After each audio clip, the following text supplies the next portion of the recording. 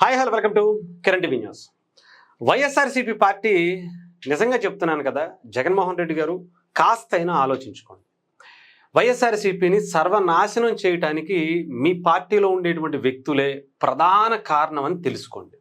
ఎందుకంటున్నానంటే రప్ప అని లేదంటే ఇంకొకటని వస్తే వేసేస్తాము, నరికేస్తాము, ఇంకొకటి అని చెప్తే జనాలు ఎలా ఓట్లేస్తారు సార్?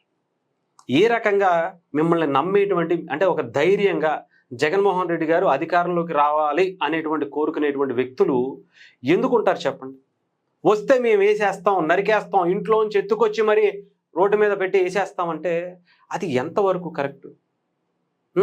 పైగా మొన్న అంబటి రాంబాబు గారు ఏదో దీక్ష చేశారు, బట్ ఆ దీక్ష పేరేంటో నాకైతే తెలియదు, కానీ ఏదో పొద్దున్న వచ్చారు, మధ్యాహ్నం వెళ్ళిపోయారట. ఒక 100 మంది అయితే కనిపించారు. బట్ ఆయన బాగా ఎలివేషన్ అక్కడ బాగా మాట్లాడారు. ఆ ఎలివేషన్ ఏంటో ఒకసారి నేను మీకు వినిపిస్తాను. పార్టీ విధానం గురించి ఇవి మీరు గనక తెలుసుకున్న ఆ లోటుపాట్లు, ఎలాంటి అగ్రెసివ్ది, అధికారంలోకి రావటానికి ముందు ప్రజల్ని ఎలా ప్యాంపరింగ్ చేయాలో కనీస అవగాహన ఉండాలి.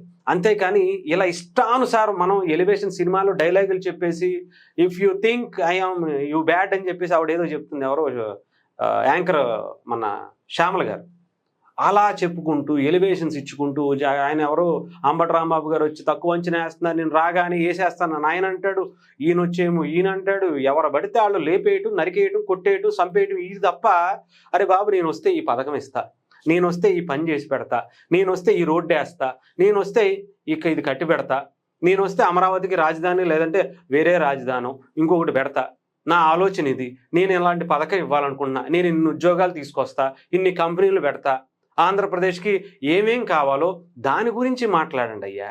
ఈ పెంట ఏంటి మాకు అంట, ఈ దరిద్రం ఏంటి అంట.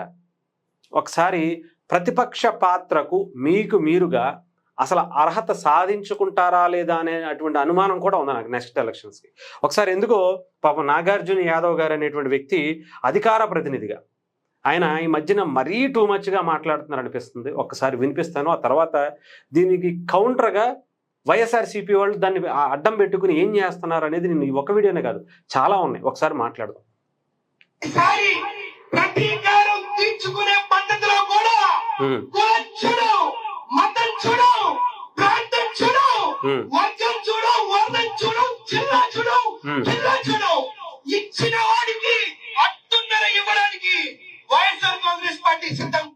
ఇది ఆయన మాట్లాడేది అనమాట. ప్రతీకారం తీర్చుకోవడానికి కూడా కులం చూడడం, మతం చూడడం, ప్రాంతం చూడడం, ఎవరైతే ఎవరిని పడితే వాళ్ళని ఏసి పడదొబ్బుతామని బహిరంగంగా చెప్తున్నాడు ఆయన. అసలు ఆ కుటుంబ సభ్యుల వాళ్ళ వీళ్ళ అనేది అసలు ఎవరు పట్టించుకోరట. ఇంకొకటి కూడా చూపిస్తా, ఆయన పేరేంటో నాకు తెలీదు, ఒకసారి ఇక్కడ ఉంటుంది చదువుతాను. అదిగోండి, కాసు మహేష్ రెడ్డి. ఈయన ఒకసారి ఏం మాట్లాడుతున్నారో మీకు వినిపిస్తాను, ఆ తర్వాత మాట్లాడుతుంటుంది. రాజశేఖర రెడ్డి గారు ఇదిగోండి, తెలుగుదేశం పార్టీకి ఊడిగం చేసే దాసిలాగా తయారైంది షర్మిల, వైఎస్ షర్మిల. చూసారా ఎంత నీచమైనటువంటి భాష, ఎంత నీచమైనటువంటి. ఇలాంటి భాషతో మీరు అధికారంలోకి రావాలనుకుంటున్నారా? ఇలాంటి వ్యక్తుల్ని పంపించి మీరు బయట మాట్లాడిపిస్తే జనాలు ఎందుకు ఇష్టపడతారు సార్? అంటే అందరూ కూడా అలాంటి క్రూరత్వంతో ఉండేటువంటి వ్యక్తులే ఉంటారా సమాజంలో? ఆలోచించండి. రాజశేఖర్ రెడ్డి గారి నుంచి మీకు లేదంటే మీ కుటుంబానికి ఎంతో కొంత మంచి పేరు ఉంది, కనీసం దాన్ని హుందాగా నిలుపుకోవాలనేటువంటి ప్రయత్నం చేయాలి. కానీ రప్ప లేదంటే లేపేస్తాను, నరికేస్తాను, ఏంటి భాష? ఆఖరికి కులం చూడడం, మతం చూడడం అంటే ఏంటో అనుకున్నా, ఆఖరికి సొంత చెల్లిని దాసిగా చిత్రీకరించేటువంటి బాబ్బా, నిజంగా అసలు ఏం చేస్తున్నారో నాకైతే అర్థం అవట్లా. సొంత చెల్లి సార్, ఎంత వేరే పార్టీకి సంబంధించిన అధ్యక్షురాలైనా కానీ ఇలా సొంత చెల్లెలకి అక్రమ సంబంధాలు అంటకట్టి దాసి అనేటువంటి మాటలు మీలాంటి ఆ పార్టీకి సంబంధించినటువంటి నాయకులు, ఈయన పేరు మహేష్ రెడ్డి, ఆయన లాంటి వ్యక్తులు మాట్లాడుతుంటే ఇంకా ఏంటి సార్, ఎవరేస్తారు సార్ చెప్పండి? మీ సామాజిక వర్గం, రాజశేఖర రెడ్డి గారి కుటుంబం నుంచి వచ్చేటువంటి కనీసం సానుభూతి ఓట్లైనా మీకు వస్తాయా? ఆలోచించండి. ఎందుకు ఇలా క్రూరత్వంగా తయారు చేసేటువంటి పరిస్థితి వస్తుంది?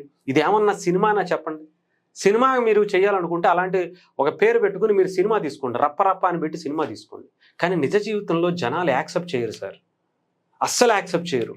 మీరు ఊహించుకుంటున్నారు. రప్పరప్ప అంటే జనాలు ఎగిరిపడిపోతున్నారు, ఇంకేముందని అనుకుంటున్నారు. కానీ వాళ్ళందరూ కూడా రేపొద్దున ఎలక్షన్స్ దగ్గరికి వచ్చేటప్పటికి ఒక్కొక్కడు మెల్లగా జారుకుంటారు. అమ్మో నిజంగా రేపొద్దున మనం వచ్చినా వీళ్ళు వచ్చినా సరే ఇదే చేస్తామంటున్నారు కదా, వాళ్ళకు ఒకవేళ మనం రాకపోతే అవతలోళ్ళు కూడా మనల్ని ఇదే చేస్తే మన పరిస్థితి ఏంటనే ఆలోచన వస్తుందిగా. చల్లగా మెల్లగా జారుకునేటువంటి పరిస్థితి ఉంటుందిగా. దయచేసి మంచి ఏం చేస్తామో చెప్పండి. ప్రజలకి మనం చేసేటువంటి పని ఏంటి, మనం ఇచ్చేటువంటి అంటే ప్రజల్ని సోమరపోతులను చేసేటువంటి పథకాలు కాకుండా వాళ్ళ కాళ్ళ మీద వాళ్ళు నిలబడేటువంటి పనులు, లేదంటే పథకాలు, లేదంటే అభివృద్ధి పనులు, ఇవేం చేస్తాం. మీరు గతంలో ఇచ్చేసారు ఎన్ని పథకాలు కావాలంటే అన్ని నెలకు ఒక 15,000 రూపాయలు ఒక్కొక్కళ్ళ అకౌంట్లో పడేటువంటి ప్లాన్ చేశారు. ఆంధ్రప్రదేశ్ ఆర్థిక వ్యవస్థ దివాళా తీసేటువంటి పరిస్థితి తెచ్చారు. ఏమన్నా ఉపయోగం ఉందా?